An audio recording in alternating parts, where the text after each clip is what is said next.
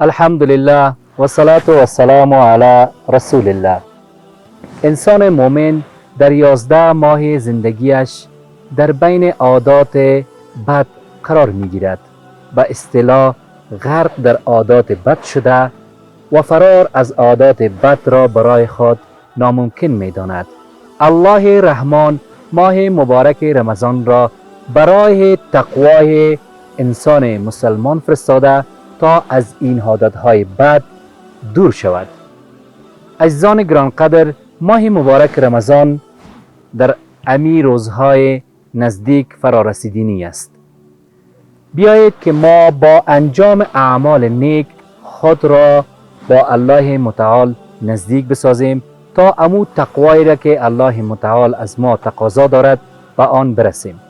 دوستان عزیز، رسول الله صلی الله علیه و سلم اعمال متعدد را در ماه مبارک رمضان برای یک مسلمان سفارش نموده است که منفعت دنیایی و اخروی را به ارمغان می آورد. رسول صلی الله علیه و سلم می فرماید هر کس روزدار را افطاری بدهد، الله متعال به اندازه امان روزدار برایش ثواب می دهد، بغیر از این که از فرد روزدار چیز کم شود.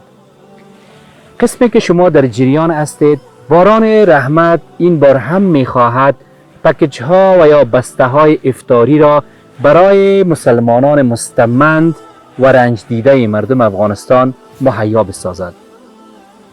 بناهن من از شما تقاضا می کنم که هر کدامتان به اندازه وسع توان در این پروگرام با ما سهیم شوید تا ما بتوانیم به افراد زیاد از جامعه که آنها مستمند هستند افطاری برسانیم و شامل این وعده از رسول الله صلی الله علیه و سلم شویم و یک جا این ثوابها را با هم کمایی نماییم.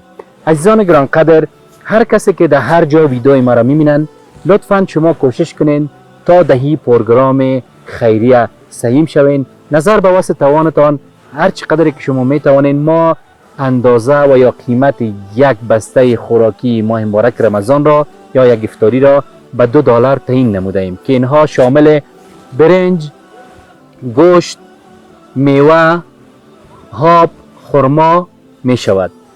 بناهن شما می توانید به هر اندازه‌ای که می خواهید کمک کنید.